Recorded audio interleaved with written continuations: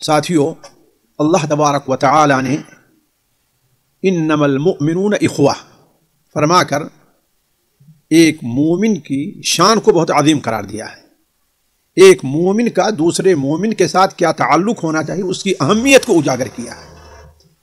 اسی طریقے سے نبی کریم صلی اللہ علیہ وسلم نے اپنے متعدد حدیثوں میں یہ فرما کر کے کہ المسلم اخو المسلم وکونوا عباد اللہ اخوانا، یہ فرما کر کے ایک مومن کے دوسرے مومن پر، ایک مسلمان کے دوسرے مسلمان پر بہت سے حقوق کی طرف اشارہ کیا ہے۔ کیوں؟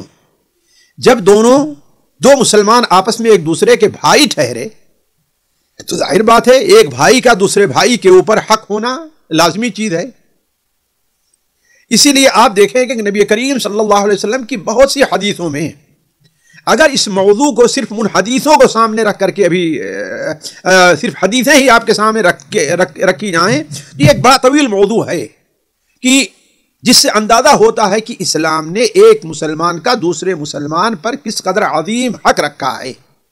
صرف اصل موضوع شروع کرنے سے پہلے میں آپ کے سامنے ایک حدیث جو صحیح مسلم میں، سنن ترمذی میں حضرت ابو ہریرہ سے مروی ہے، اختصار کے ساتھ اس کا ترجمہ آپ کے سامنے رکھتا ہوں کہ نبی کریم صلی اللہ علیہ وسلم نے ارشاد فرمایا مسلمان مسلمان کا بھائی ہے، لہذا ابھی دیکھیے حقوق، وہ نہ اس کی خیانت کرتا ہے، گویا کہ مسلمان کا حق ہے کہ مسلمان کا خیر خواہ رہے، نہ اس سے جھوٹ بولتا ہے، گویا ایک مسلمان کے ساتھ حق ہے کہ وہ اس کے ساتھ سچ بولے، دھوکہ دھڑی نہ کرے، نہ اسے بے سہارا چھوڑے، یعنی گویا اس کی مدد کرے، اسے مظلوم نہ چھوڑ دے۔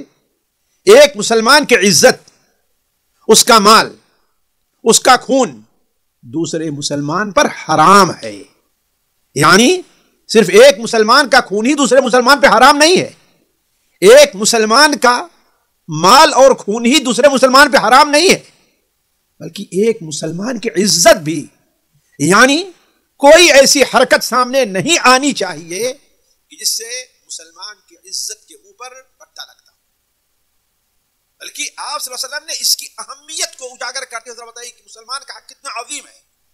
آپ صلی اللہ علیہ وسلم نے ارشاد فرمایا بحسب امرئ من الشر، کسی بھی انسان کے برے ہونے کے لیے یہی چیز کافی ہے کہ ان یحقر اخاہ المسلم، کہ وہ اپنے مسلمان بھائی کو حقیر سمجھتا ہے۔ ذرا سوچیں آپ، یعنی وہ اس سے مال میں کم ہے تو اس کو حقیر سمجھ رہا ہے، وہ اس سے علم میں کم ہے تو اس کو حقیر سمجھ رہا ہے، وہ اس سے منصب میں کم ہے تو اس کو حقیر سمجھ رہا ہے۔ ذرا سوچیں، وہ اس سے اجتماعی معاشرتی طور پر مقام میں کم ہے تو اس کو حقیر سمجھ رہا ہے، بلکہ وہ اس علاقے کا نہیں ہے جس علاقے کے لوگ پیسوں میں یا دوسری چیزوں میں، حتیٰ کہ شکل و صورت میں دوسری جگہ سے اعلیٰ ہوتے ہیں، تو اس بنیاد پر اس کو حقیر سمجھ رہا ہے۔ تو یہ ایسی چیزیں ہیں کہ آپ نے کیا بیان فرمایا، کسی بھی انسان کے برے ہونے کے لیے اللہ تعالیٰ کے نزدیک یہی اتنا کافی ہے۔ تو جیسا کہ ہم نے کہا کہ اس سلسلے میں حدیثیں بہت زیادہ ہیں جس میں مسلمانوں کے حقوق کی طرف رہنمائی کی گئی ہمیں آپ کی، ہم اس مختصر سی مجلس میں مسلمانوں کے چند وہ حقوق جو بصراحت حدیثوں میں وارد ہیں ان کی طرف میں اشارہ کرتا ہوں اختصار کے ساتھ۔ اللہ کے رسول صلی اللہ علیہ وسلم کی اس سلسلے میں سب سے پہلے وہ حدیث ہم آپ کے سامنے رکھیں جو صحیح بخاری اور صحیح مسلم حضرت ابو ہریرہ سے مروی ہے، میں یہاں پر صحیح مسلم کے الفاظ نقل کر رہا ہوں کہ نبی کریم صلی اللہ علیہ وسلم نے ارشاد فرمایا حق المسلم علی المسلم ست، صحیح بخاری میں 5 کا لفظ ہے کہ مسلمان کا حق مسلمان کے اوپر 6 ہے، یہی 6 حقوق میں آپ کے سامنے ذرا سا تھوڑی اس کی وضاحت کروں گا۔ ایک مسلمان کے دوسرے مسلمان پر 6 حق ہیں۔ کہا گیا اے اللہ کے رسول صلی اللہ علیہ وسلم ما ہن، وہ کون سے ہیں؟ تو آپ صلی اللہ علیہ وسلم نے ارشاد فرمایا جب تو اس سے ملے تو اس سے سلام کر، وَإِذَا دَعَاكَ، دوسرا حق یہ ہے کہ جب تجھے دعوت دے چائے پر، کھانے پر، تو اس کی دعوت کو قبول کر، اور جب تجھ سے کوئی مشورہ طلب کرے، نصیحت طلب کرے تو اسے نصیحت کر، مشورہ دے، سچا مشورہ دے، خیانت نہیں ہونی چاہیے۔ وَإِذَا حَتَّى کی وَإِذَا عَطَسَ فَحَمِدَ اللَّهَ، اگر تیرے پاس موجود ہے اور اسے چھینک آئے اور وہ الحمدللہ کہے تو اس کا حق بنتا ہے کہ تو اس کی چھینک کا جواب دے اور کہے یرحمک اللہ۔ 5واں حق یہ ہے کہ اگر وہ بیمار ہو تو اس کی عیادت کو جائے. چھٹا حق اسی دنیا تک، اس کی زندگی تک اس کا حق نہیں ہے، بلکہ اس کی زندگی کے بعد بھی مسلمان کا حق دوسرے مسلمان پر باقی رہتا ہے.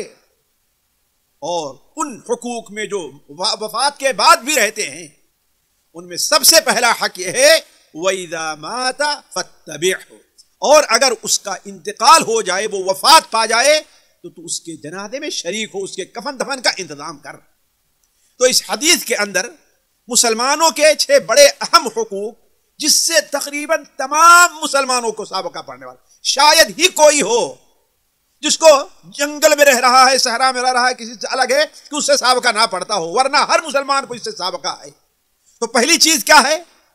ایک مسلمان کا حق ہے کہ سلام کرے. یعنی جب کوئی مسلمان اپنے بھائی سے ملے تو اسے اللہ سب سے پہلے اللہ تبارک و تعالی کی طرف سے سلامتی کا تحفہ پیش کرے اور یہ کہے کہ میں آپ کے لیے دعا گو ہوں، میں آپ کے لیے ہر قسم کی سلامتی کا پیغام لے کر کے آیا ہوں، ہماری طرف سے آپ کی جان اور مال اور آپ کی عزت پر کسی بھی قسم کا خطرہ نہیں ہے، السلام علیکم. اسی لیے نبی کریم صلی اللہ علیہ وسلم نے اسی نقطے کی وضاحت کرتے ہوئے آپ نے فرمایا، امام بخاری رحمہ اللہ اپنی کتاب الادب المفرد میں حضرت برا ابن عازب سے نقل کرتے ہیں کہ آپ صلی اللہ علیہ وسلم نے ارشاد فرمایا افشوا السلام تسلموا. ذرا غور کریں آپ، افشوا السلام، سلام پھیلاؤ.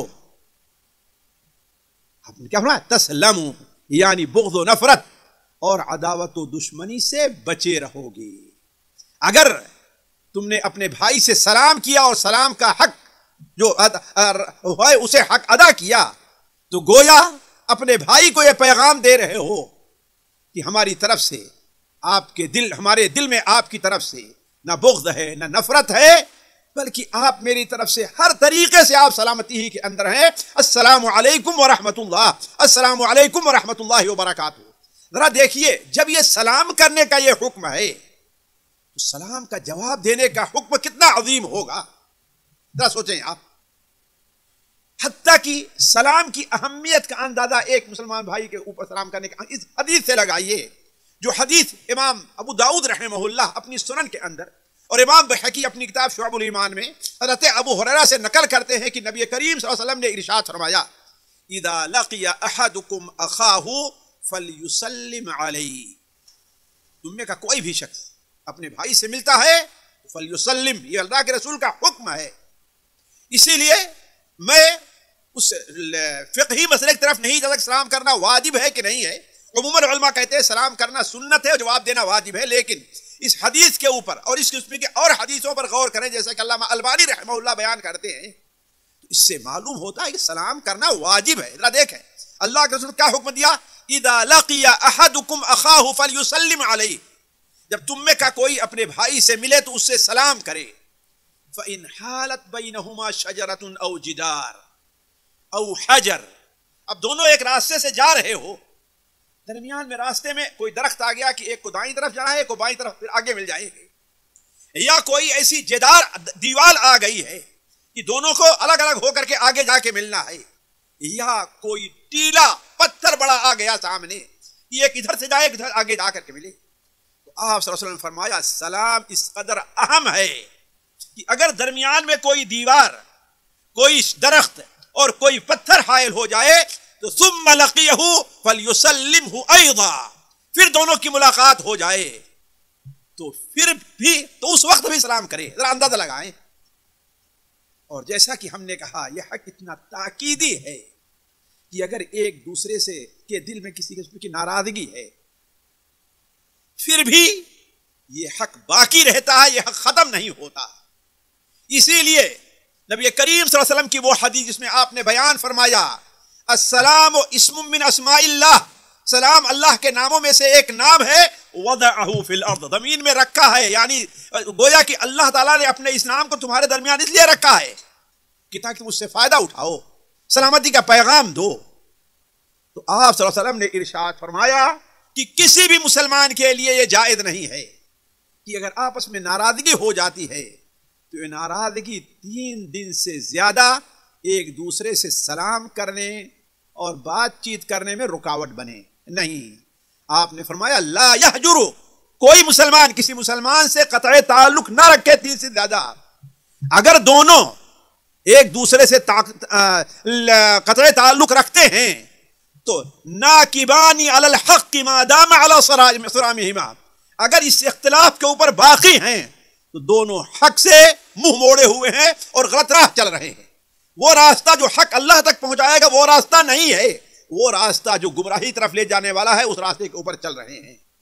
اور وَأَوَّلُهُمَا فَيْئًا يَكُونُ سَبْقُهُ بِالْفَيْءِ كَفَّارَةُ اللَّهِ، اور ان میں سے جو شخص پہلے جا کر کے سلام کرے تو گویا اس نے پچھلے اپنے جو گناہ ہوئے ان کا کفارہ کر دیا ہے. اگر وہ جا کر کے سلام کرتا ہے اور اس کا بھائی اپنی جہالت اپنی نادانی کی وجہ سے سلام کا جواب نہیں دیتا، دل میں بغض اور نفرت رکھے ہوئے ہے، تو اللہ کے رسول صلی اللہ علیہ وسلم نے ارشاد فرمایا اس کے اوپر فرشتے اس کے سلام کا جواب دیتے ہیں، اور اس جو سلام کا جواب نہیں دیا ہے اس سے شیطان اس کے پاس آتا ہے اور کہتا ہے بڑا اچھا تم نے کیا ہے.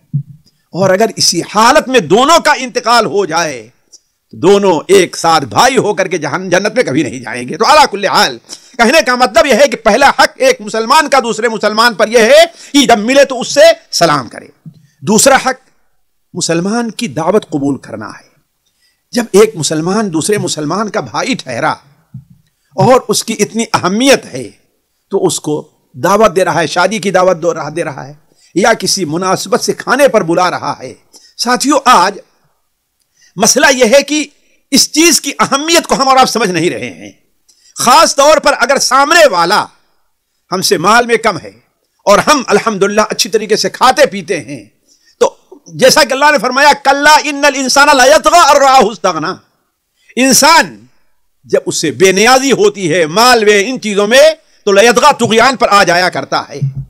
ہم اپنے بھائی کی دعوت قبول کرنے میں 50 بہانے ڈھونڈ کر کے لے آتے ہیں. عدم مشغولیت کا بہانہ ہے اور بسا اوقات اپنی صحت کا بہانہ ہے، اور چیزیں ہوتی جو بہانے ہوتے ہیں، اور بہت سے بہانے صرف کیا ہے بہانے کی حد تک رہا کرتے ہیں، جبکہ یہ چیز شرعاً جائز نہیں ہے. بلکہ اللہ کے رسول صلی اللہ علیہ وسلم نے اس چیز کو اتنا اہم قرار دیا ہے کہ اگر کوئی شخص روزے سے ہے پھر بھی دعوت کو قبول کرے اور وہاں پر جائے. اگر روزہ نہیں توڑنا چاہتا ہے تو ٹھیک ہے وہاں دعا کر کے واپس آ جائے، اور اگر روزہ توڑ دیتا اور اگر روزے سے نہیں ہے تو وہ کھانا کھائے. تو کہنے کا مطلب یہ ہے کہ یہ حق بڑا اہم ہے. کیوں؟ اس لیے کہ اس میں اولاً تو ایک مومن کی دل جوئی اور اس کی عزت افزائی ہے. اسی طریقے سے آپ یہ جانے کسی کے ہاں آنے جانے ملاقات کرنے سے دلی محبت میں اضافہ ہوا کرتا ہے. تو کہنے کا مطلب یہ ہے ساتھیوں کہ یہ بھی حق مسلمان کا بڑا حق بنتا ہے، جیسا کہ آپ نے ارشاد فرمایا جب اگر دعوت ہے تو اس کو قبول کرو. بلکہ ایک حدیث میں جسے امام مسلم رحمہ اللہ اپنی مسند کے حضرت ابو ہریرہ سے حضرت عبداللہ ابن عمر سے نقل کرتے ہیں کہ آپ صلی اللہ علیہ وسلم نے ارشاد فرمایا کہ کوئی شخص جب اس کا بھائی اسے دعوت دے تو اس کی دعوت کو قبول کرے، عرسن کان او غیرہ، خواہ یہ دعوت جو ہے شادی کی ہے یا غیر شادی کی ہے. عام طور پر علماء یہی کہتے ہیں کہ شادی کی دعوت قبول کرنا ولیمہ کا واجب ہے اور دیگر دعوتیں قبول کرنا واجب نہیں ہے. لیکن حدیث کا ظاہر جیسے کہ عبداللہ ابن عمر کا عمل بھی اس پر رہا ہے کہ اللہ کے رسول صلی اللہ علیہ وسلم نے شادی کی شرط نہیں لگائی ہے. آپ نے کہا عرسن کان او غیرہ، شادی کی دعوت ہے، ولیمہ کی دعوت ہے یا غیر دعوت ہے، اگر کوئی وہاں پر شرعی عذر نہیں ہے تو اس کی دعوت قبول کرنا واجب ہے. اسی طریقے سے تیسرا حق جو مسلمان کا بنتا ہے وہ نصیحت اور خیر خواہی. ساتھیو چونکہ مسلمان باہم بھائی بھائی ہیں اور ایک بھائی کا یہ حق بنتا ہے کہ ہمیشہ اپنے بھائی کے لیے خیر خواہ ہے. لہذا اگر کوئی بھائی اس سے کوئی مشورہ طلب کرے تو بسا اوقات کہتے بھائی ہمیں کیا لینا دینا، ہم نہیں جانتے. کسی لڑکی کے بارے میں یا کسی لڑکے کے بارے میں اپنی بہن بیٹی کے لیے شادی کا، بھائی اس ایک آدمی کیسا ہے تو آپ کو جو صحیح علم ہے وہ بتلائیں. آپ یہ کہہ کر کے اللہ تعالیٰ کے یہاں فرصت نہیں پا سکتے ہیں کہ ہمیں کیا لینا دینا ہے. نہیں، یہاں لینے دینے کا معاملہ ایک مسلمان کا حق بنتا ہے. خود ہی آپ سوچیے اگر آپ اس کی جگہ ہوتے، دوسرا آپ سے بہانہ کرتا تو آپ کے اوپر کیا ہے؟ اس لیے کہ جانتے ہیں لا یؤمن احدکم، تم میں کا کوئی آدمی مومن نہیں ہو سکتا، صحیح بخاری وغیرہ میں حدیث ہے، حتی یحب لاخیہ ما یحب لنفسہ. تو کہنے کا مطلب یہ ہے کہ مسلمان ایک دوسرے مسلمان کا بھائی ہے، اور بھائی کا حق بنتا ہے کہ اس کے لیے خیر خواہ رہے، نصیحت کرے، اس کے لیے بھلائی ہی کی بات بتائے اور سوچے. نبی کریم صلی اللہ علیہ وسلم کا حدیث اس سلسلے میں کئی بار گزر چکے. الدین النصیحہ، دین کیا ہے؟ خیر خواہی کا نام ہے. کس کے لیے؟ اللہ کے لیے، اس کی کتاب کے لیے، اس کے رسول کے لیے، مسلمانوں کے اماموں کے لیے، ولعامۃ المسلمین، اور عام مسلمانوں کے لیے. بلکہ آپ صلی اللہ علیہ وسلم نے بڑے واضح طور پر ایک حدیث بیان فرمایا ہے. یہ حدیث متعدد صحابہ سے، سنن ترمذی کے اندر، سنن ماجہ میں، مسند احمد میں حضرت ام سلمہ سے اور حضرت ابو مسعود بدری وغیرہ سے مروی ہے کہ آپ نے بیان فرمایا. حضرت ابو ہریرہ سے بھی مروی ہے کہ المستشار مؤتمن، جس سے مشورہ لیا جائے تو اسے امیر امانت دار ہونا چاہیے، یعنی صحیح اسے مشورہ دینا چاہیے.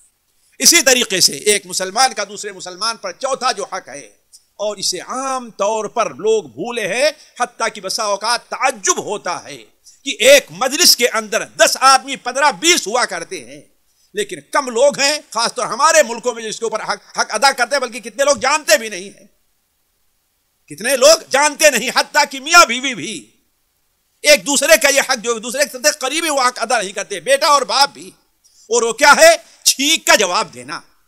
دیکھیے چھینک کیا ہے؟ چھینک کا آنا انسانی صحت، جسمانی صحت کے لیے بڑی اہم چیز ہے. اس سے انسانی دماغ کے جو فضلات ہوتے ہیں وہ خارج ہوتے ہیں. اسی لیے جن لوگوں کے سر میں برابر درد الجھن ہوتی ہے ان کو چھینک بہت کم آیا کرتی ہے. تو جب ایک انسان کو چھینک آئے تو اس سے مطالبہ ہے کہ کیا کرے؟ الحمدللہ.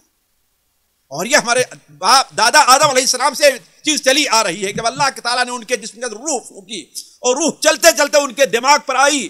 جب وہ بیدار ہوئے، یعنی اٹھے، زندہ ہوئے، تو کیا کہا؟ الحمدللہ. فرشتوں نے کہا کہ یرحمک اللہ. تو اب اگر کوئی آدمی الحمدللہ چھینک پر کہتا ہے تو سننے والے بھائی کے اوپر واجب ہے کہ وہ یرحمک اللہ. اور بسا اوقات آپ یرحمک اللہ کہیے، لیکن وہ آدمی اپنے موبائل کے اندر مشغول ہے، باتوں میں مشغول ہے، یہ جانتا نہیں. وہ یہدیکم اللہ ویصلح بالکم کہنا جو ہے وہ نہیں جانتا یا نہیں کہتا ہے.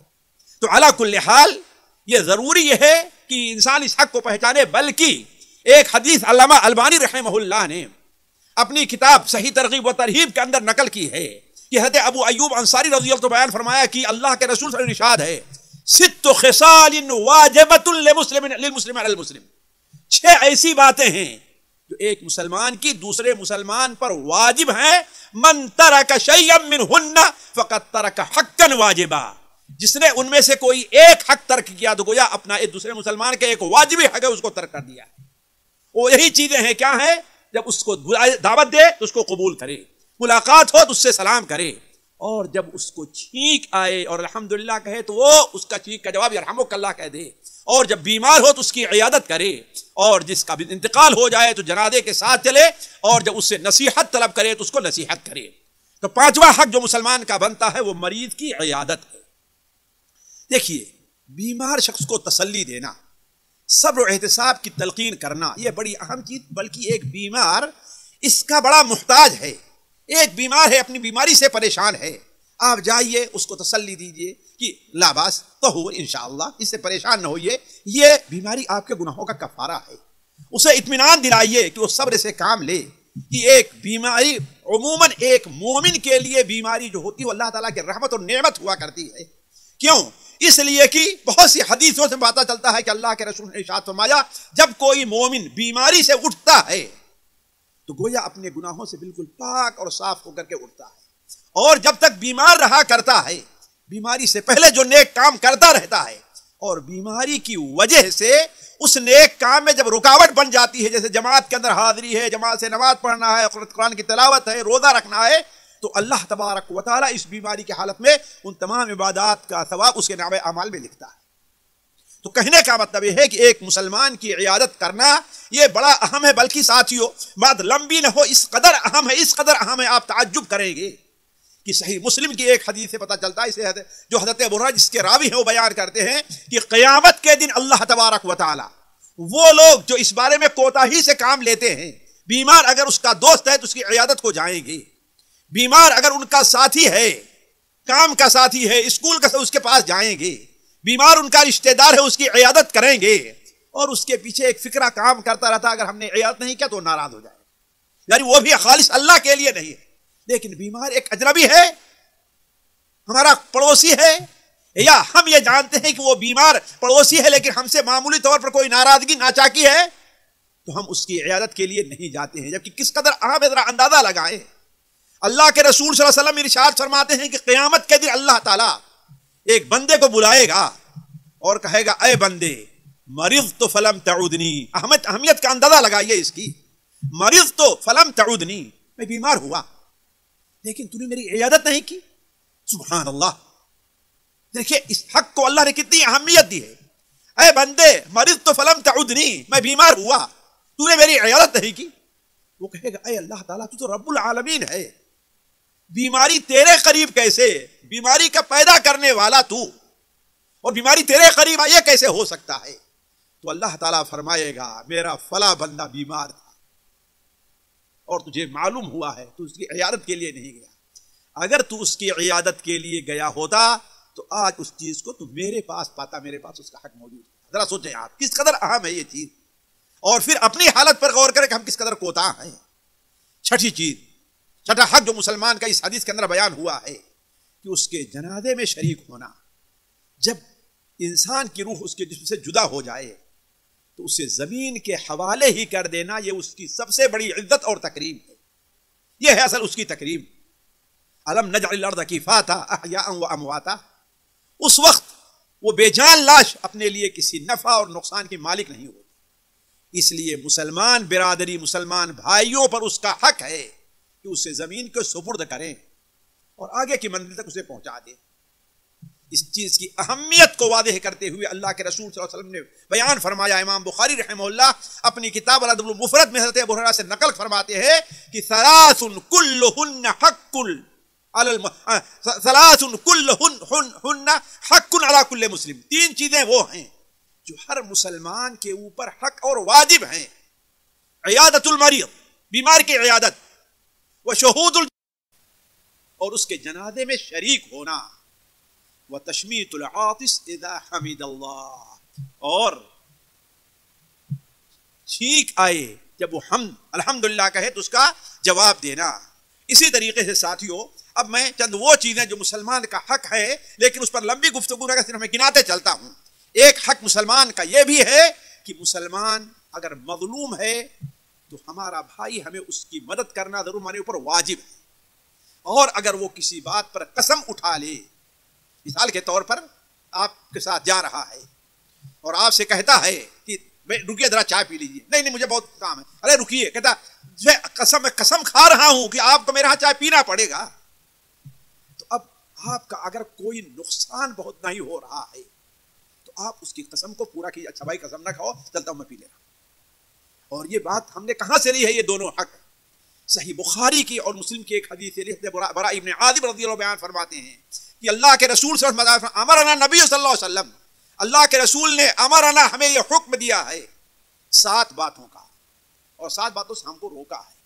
جن باتوں کا حکم دیا ہے ان میں حضرت براء ابن عازب نے ذکر فرمایا کہ عیادت المریض، بیمار کی عیادت کرنا، اسے گزر چکا ہے، واتباع الجنائز، جنازے کے ساتھ جانا جیسا کہ بھی گزر چکا ہے، وتشمیت العاطس، یہ بھی گزر چکا ہے، یعنی چھینک کا جواب دینا، ورد السلام، اور سلام کا جواب دینا، ابھی تک سلام کرنا تھا، اسلام کا جواب وہ ایک اور حق ہے، یہ اور حق ہے، ان 6 جو تھے ان میں 7واں ہے، اور یہاں پر وہ گویا کہ 8واں یا 9واں ہے، سلام کا جواب دینا، ونصر المظلوم، اور مظلوم کی مدد کرنا، واجابت الداعی، دعوت دینے والے کی دعوت قبول کرنا، وابرار المقسم، اور قسم کھانے والے کے وہ قسم کو پورا کرنا۔ بلکہ ساتھیوں ایک مظلوم کی مدد اتنا بڑا حق ہے، اتنا بڑا حق ہے کہ ایک نمازی، ایک روزے دار، ایک تہجد گزار بھی اگر اس حق میں کوتاہی کرتا ہے تو اللہ تبارک و تعالیٰ کے ہاں عالم برزخ بلکہ قبر میں بھی اس کی گرفت ہو سکتی ہے۔ جیسے کہ حضرت عمرو بن مرہ یا یعلا بن عمرو کی روایت علامہ البانی اور صحیحہ میں بھی اور صحیح ترغیب ترہیب میں نقل کرتے ہیں کہ اللہ کے رسول صلی اللہ علیہ وسلم نے ارشاد فرمایا، حضرت عبداللہ مسعود سے روایت ہے کہ ایک شخص کو قبر میں یہ حکم ہوتا ہے کہ 100 کوڑے مارے جائیں، 100 درے اس کے اوپر لگائے جائیں، وہ بیچارہ رونے گڑگانے لگا ہے کہ آخر میرا جرم کیا ہے، میں تو ایسا تھا کیوں؟ فرشتے کہتے ہیں کہ دیکھو کوڑا تو کھانا پڑے گا، بغیر اس کے تمہیں چارہ نہیں ملے گا۔ وہ بڑی عاجزی کرنے گڑگڑانے لگا تو فرشتوں نے کہا ظاہر بات اللہ تعالیٰ کی اجازت ہے کہ ایک کوڑا سہنا تو ضروری ہے، بغیر اس کے چارہ نہیں ہے۔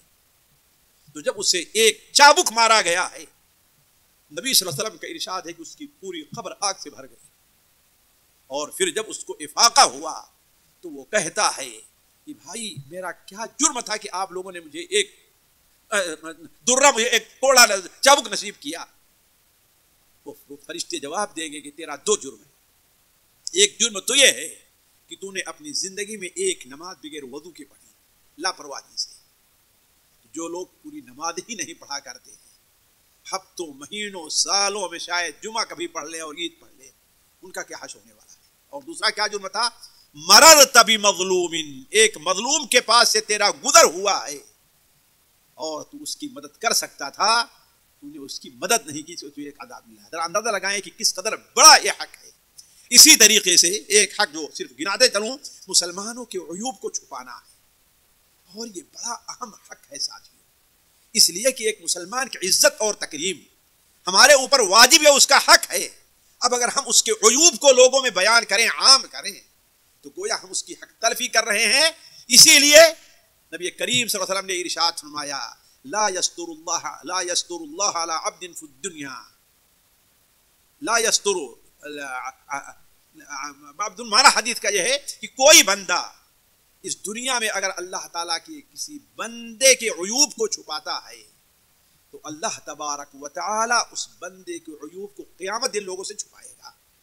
اسی طریقے سے انہی حقوق میں سے ایک حق یہ بھی ہے کہ قیدی کو آزاد کرانا، یعنی اگر مسلمان قید میں ہے کسی وجہ سے، اور اسی میں یہ بھی ہو سکتا ہے کہ کسی کے اوپر اتنا قرض ہے کہ اسے جیل میں ڈال دیا گیا ہے، تو اس کو قید سے جیل سے آزاد کرانا یہ تمام مسلمانوں کا حق بنتا ہے۔ نبی کریم صلی اللہ علیہ وسلم کی وہ حدیث جو صحیح بخاری میں حضرت ابو موسیٰ اشعری سے مروی ہے کہ آپ نے ارشاد فرمایا فک العانی وَأَطْعِمُ الْجَاعِ وَعُودُ الْمَرِيضِ، اے لوگو قیدی کو چھڑاؤ، حتیٰ کہ آپ جانتے ہیں یہ چیز اتنا اہم ہے کہ اگر کسی کے پاس اپنا پیسہ نہیں ہے، زکوٰۃ کا پیسہ ہے، تو زکوٰۃ کے پیسے سے دے کر کے اگر اسے قید سے چھڑاؤ تو یہ بھی کرنا چاہیے، جیسا کہ اللہ تعالیٰ نے زکوٰۃ کے جو مصارف بیان کیے ہیں ان میں والغارمین کا بھی ذکر کیا ہے۔ تو کہنے کا مطلب یہ ہے کہ ایک مسلمان کے دوسرے مسلمان پر بہت سے حقوق ہیں، ان میں سے چند حق آپ کے سامنے رکھے گئے۔ اللہ تعالیٰ سے دعا ہے کہ اللہ تعالیٰ ہمیں اور آپ کو ایک مسلمان کے حقوق کو پہچاننے کی توفیق عطا فرمائے۔ اللہ تعالیٰ ہمیں توفیق دے کہ اپنے مسلمان بھائی کے حق کو ادا کریں۔